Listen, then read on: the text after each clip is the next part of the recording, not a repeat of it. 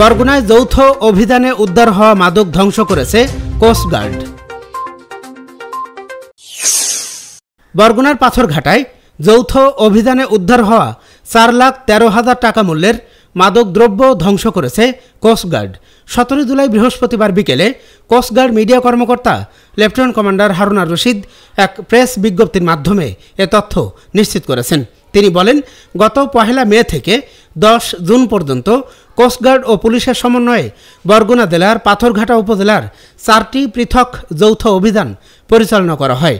অভিযানে 160 পিস ইয়াবা, 8 কেজি 400 গ্রাম গাঁজা এবং 5টি গাঁজা গাছসহ 6 জন মাদক ব্যবসায়ীকে আটক করা হয়।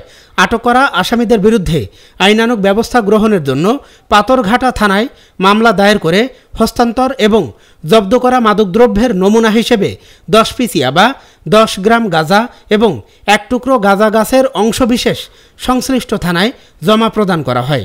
পরে 15 জুলাই পাথরঘাটার চিফ জুডিশিয়াল ম্যাজিস্ট্রেট কোস্টগার্ড দক্ষিণ জোন মালখানায় রাখা 4,13,700 টাকা মূল্যের 150 পিস ইয়াবা, 8 কেজি 990 গ্রাম গাঁজা এবং 2 কেজি 900 গ্রাম ওজনের 5টি গাঁজা গাছের 9টি টুকরো ধ্বংসের নির্দেশনা দেন।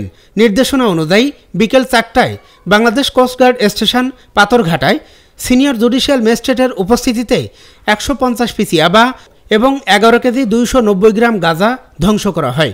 এ সময় পাথরঘাটা উপজেলা নির্বাহী কর্মকর্তা, মাদকদ্রব্য নিয়ন্ত্রণ অধিদপ্তরের প্রতিনিধি ছাড়াও অভিযানে অংশগ্রহণকারী পুলিশের সদস্যরাও উপস্থিত ছিলেন। এ সময় তিনি বলেন, দেশের আইনশৃঙ্খলা পরিস্থিতি স্থিতিশীল রাখতে বাংলাদেশ কোস্টগার্ড 24 ঘন্টা টহল জারি রেখেছে, যার মাধ্যমে কোস্টগার্ডের আওতাধীন উপকূলীয় এবং নদী তীরবর্তী অঞ্চলের আইনশৃঙ্খলা পরিস্থিতি অনেকাংশে উন্নত হয়েছে। মাদক পাচার রোধ কল্পে কোস্টগার্ড কর্তৃক ভবিষ্যতেও এ ধরনের অভিযান অব্যাহত থাকবে।